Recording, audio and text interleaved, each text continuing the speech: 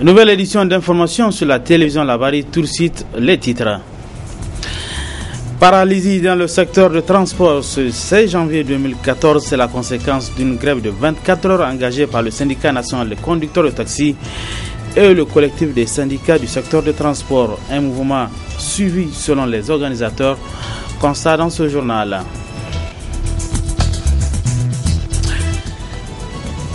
Le ministre de la Santé publique, Manu Agali, chez les exposants de la 3e édition de la foire maraîchère de la région de Zender.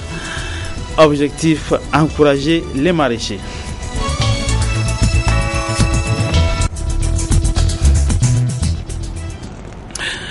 Mesdames, Messieurs, bonsoir et bienvenue sur cette édition d'information sur la télévision Labari.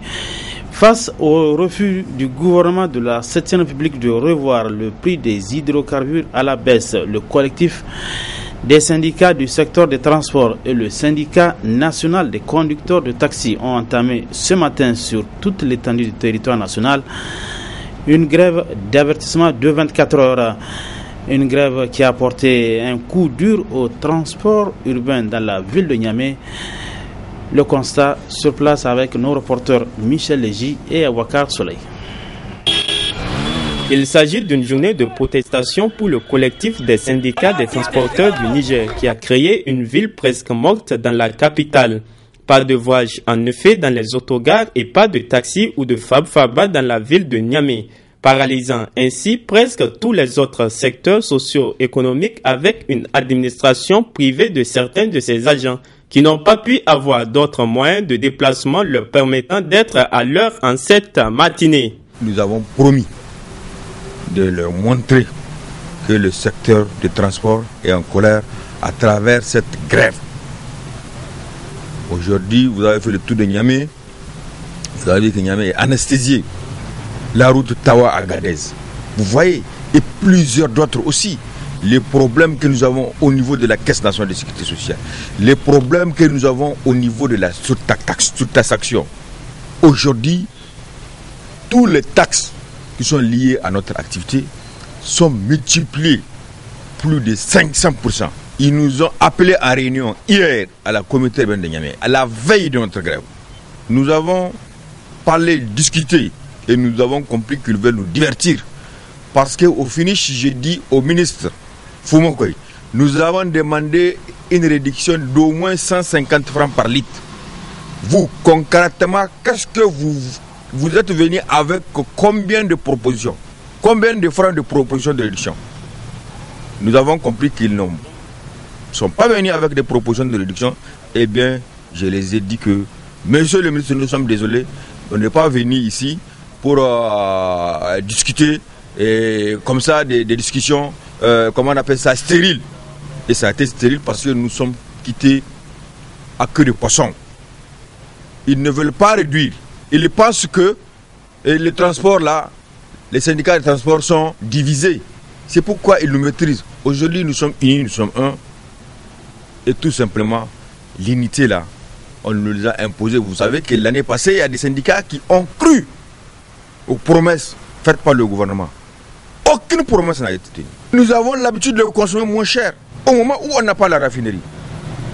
Aujourd'hui qu'on a la raffinerie, les gens veulent nous imposer un prix. Pourquoi c'est sur les pauvres citoyens qu'on veut toujours masser et avoir d'huile? Non, trop c'est trop, on est fatigué. Et que la litre là, ça c'est un avertissement. Les prochains jours vont être plus pires que ça. Afin d'atténuer les graves conséquences d'une telle grève, des bus de certaines compagnies de transport voyageurs ont été réquisitionnés par l'État pour assurer un service minimum à travers leurs navettes dans la ville qui ont permis de prendre des passagers, moyennant l'achat des tickets de 100 francs de la Sautrini.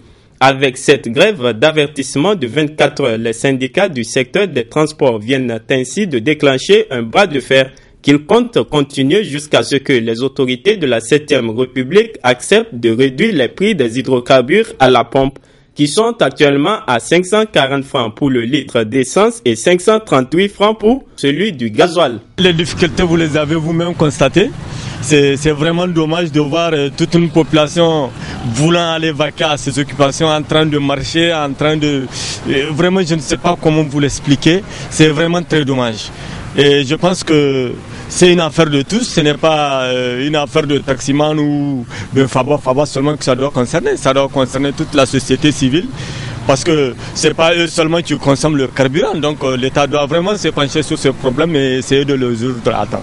Comme il fallait s'y attendre, cette grève générale des syndicats des transporteurs du Niger et du syndicat national des conducteurs de taxi a fait place à la pratique des taxis motos communément appelés Kabu-Kabu dans la ville de Niamey. Par ailleurs, certains conducteurs de taxi n'ayant pas observé cette grève journalière ont bien exercé leur activité dans la fraude.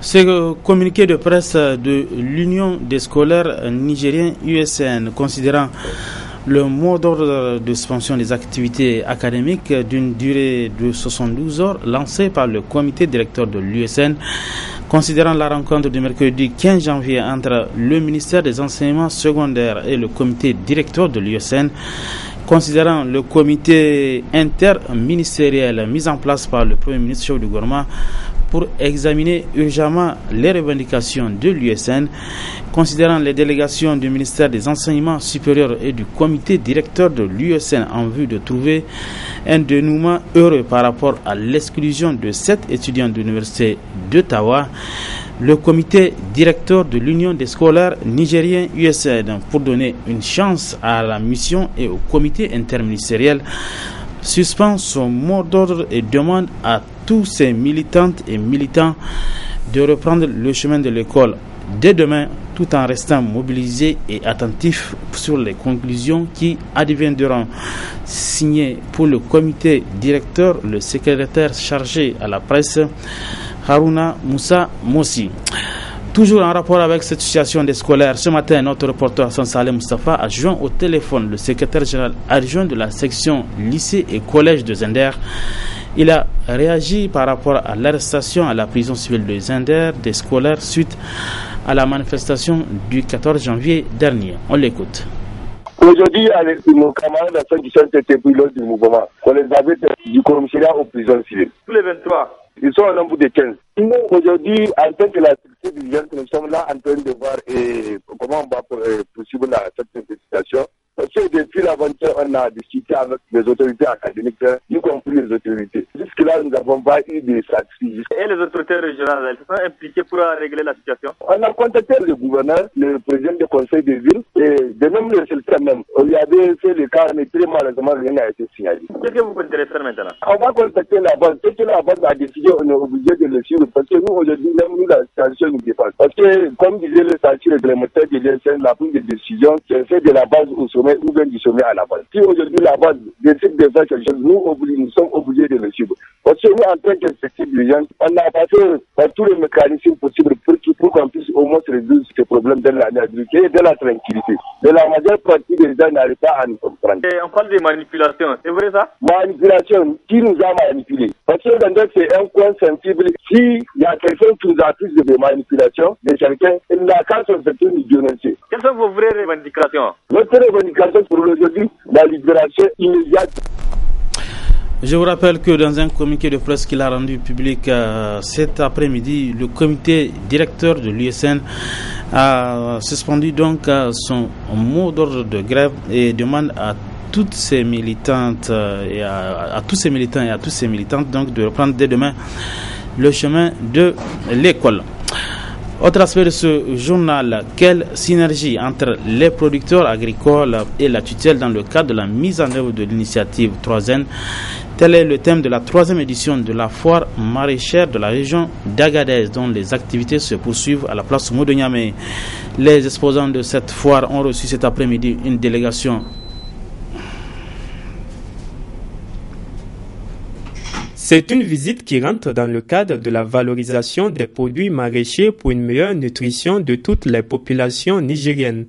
Une initiative du président de la République qui puise son fondement dans le programme de la Renaissance et qui mérite d'être encouragée et pérennisée dans toutes les régions du Niger selon le directeur de la nutrition du ministère de la Santé publique. Les produits exposés ici par la région d'Agadez, composée de tubercules, des fruits et des légumes, sont les premiers résultats des efforts consentis dans le cadre de la mise en œuvre de cette initiative, c'est-à-dire initiative 3N. La consommation de ces produits locaux, c'est des produits locaux qui sont vraiment produits au niveau de la région d'Agadez. Donc la consommation de ces produits contribue à la prévention de la malnutrition, particulièrement celle liée à la carence en micronutriments, c'est-à-dire la vitaminose A, les carences en fer, les troubles dus à la carence en iode et les carences en d'autres vitamines. Cette visite a également été pour le ministre de la Santé publique Manoua Gali une occasion de constater de visu les potentialités qui se développent grâce à cette initiative dans la région d'Agadez qu'il connaît bien. Un véritable motif de satisfaction pour les organisateurs de cette foire. Nous sommes vraiment très contents de sa visite et surtout qu'il nous a envoyé avant même son arrivée son directeur de nutrition qui est venu donc nous voir et puis qui nous a aussi encouragés. Donc le ministre vraiment est passé encourager les jeunes et je pense que ça va donner beaucoup de courage à ces jeunes-là qui sont en train de les dire que cette foire, en tout cas cette 3e édition, est les différentes des éditions qu'on a organisées les années passées. Une initiative également saluée et soutenue par les autorités municipales. Nous lançons également un appel aux populations de la région de Niamey et en particulier de ceux de l'arrondissement communal Niamey 3 qui abrite cette foire pour qu'ils viennent payer et acheter les produits provenant de la production de ces valeureux agriculteurs de la région d'Agadez afin de les encourager et que l'initiative 3N ne soit pas des 20 mots, plutôt une réalité. Et vraiment, les preuves sont là. Aujourd'hui, tout le monde sait, tout le monde a vu, nous avons palpé, il y a des bonnes productions. Nous pouvons que les encourager et les féliciter. Cette 3e édition de la foire maraîchère de la région d'Agadez se poursuivra à la place Toumo de Niamey jusqu'au 25 janvier prochain. Voilà le ministre Manoua Gali qui a rendu visite cet après-midi aux exposants de la 3e édition de la foire maraîchère de la région d'Agadez dont les activités se poursuivent actuellement au niveau de la place Toumo de Niamey. La traite des enfants en Afrique de l'Ouest, un journal privé de la place a récemment annoncé l'implication des personnalités nigériennes dans ce réseau. Une affaire que l'association Timidea a décidé de mener des investigations pour voir clair. Alhaji Ibrahim Abibou, il est président de l'association Timidea. Effectivement, nous avons suivi cet élément-là. En tant que Timidea, naturellement que cet élément nous a choqués. Parce que c'est un trafic des humains et que vous savez que l'association Timidea lutte contre le trafic des humains, particulièrement sur les pratiques esclavagistes. Et de cette façon, en réalité, ça a une autre forme d'esclavage moderne qui ne dit pas son nom. Et nous sommes choqués du fait que le journal fait cas des autorités nigériennes dans cette situation. Et vous voyez comment on trafique des humains comme des gâteaux. Que vraiment c'est une situation très grave et cette situation ne peut que être une menace pour nos mœurs.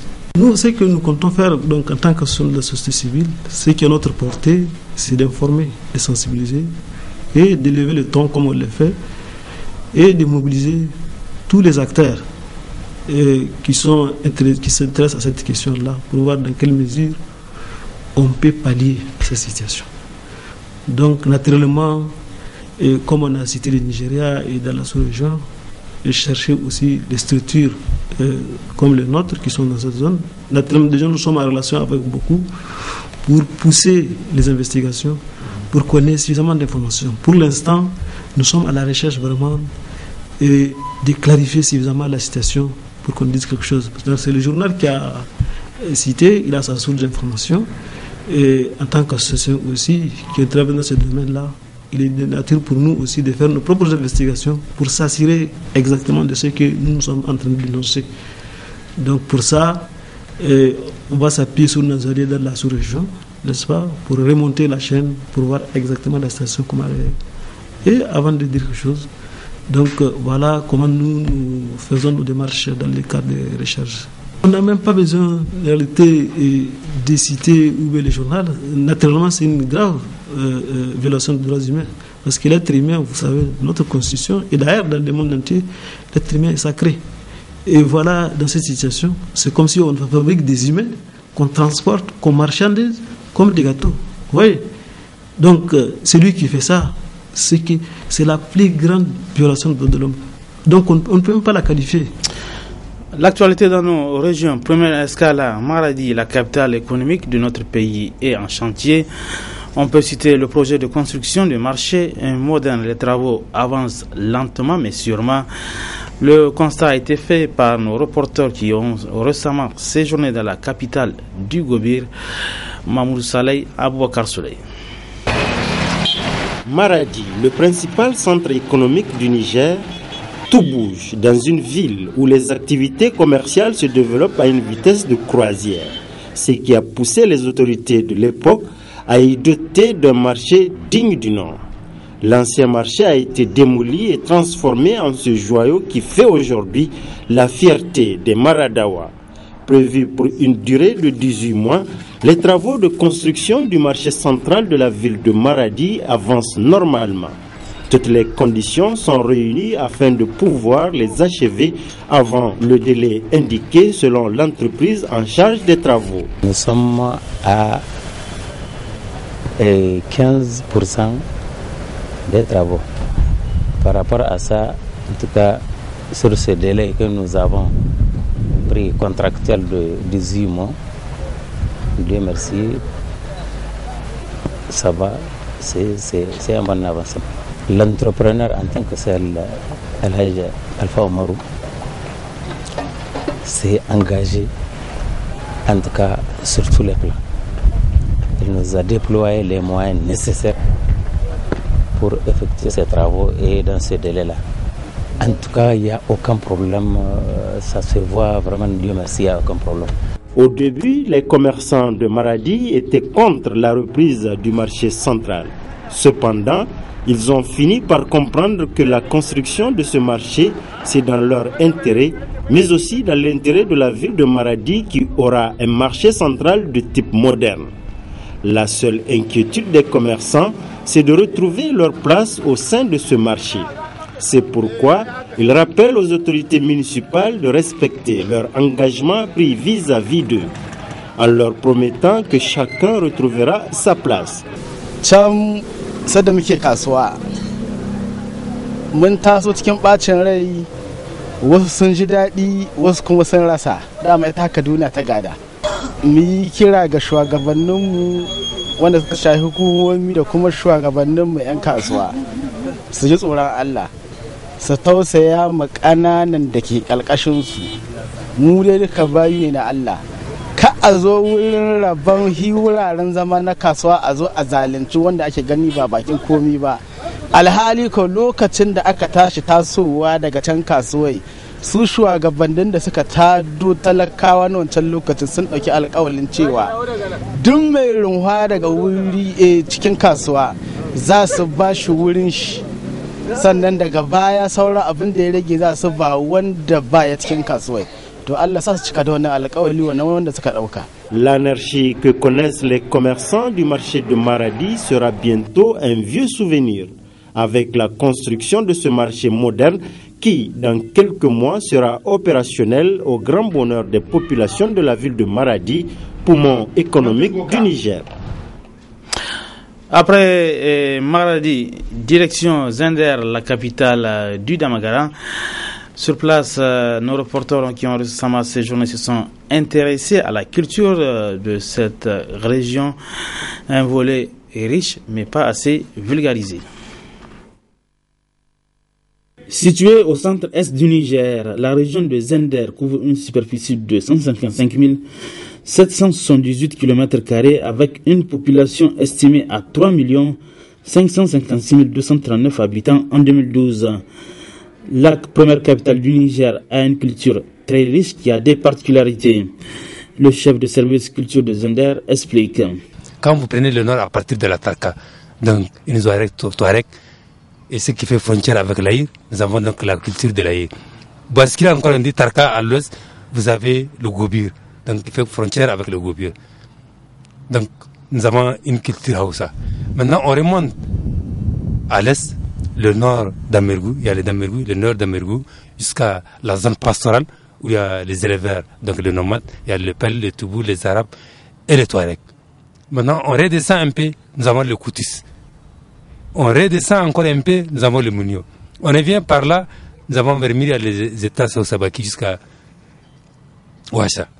On continue jusqu'à Magaria, nous avons Magaria, Kanché, c'est le Daoura. On revient à l'ouest, nous faisons frontière avec, c'est toujours Myria, mais frontière avec les Kassina, donc Tessawa. Donc il y a encore le Damagaram, le sultanat de Damagaram. Donc quand vous prenez toutes ces spécificités, c'est vraiment... C'est le Niger en miniature, j'ai dit, et même l'Afrique de l'Ouest. Parce qu'à Zenderville, nous avons presque toutes les composantes de l'Afrique de l'Ouest, de l'Afrique de l'Est et même de l'Afrique centrale. Donc c'est pour dire qu'on a une culture vachement riche. Mais seulement les gens, ce qu'ils pensent à la culture, c'est juste chant, théâtre, ballet. Non. La culture, c'est sous. La façon de parler, l'agriculture, l'élevage, tout rentre dans le... C'est pourquoi les philosophes définissent la culture comme un complexe, un ensemble, un tout complexe. Donc il y a tout dedans, et c'est complexe parce que quand tout rentre, rien ne sort, tout rentre.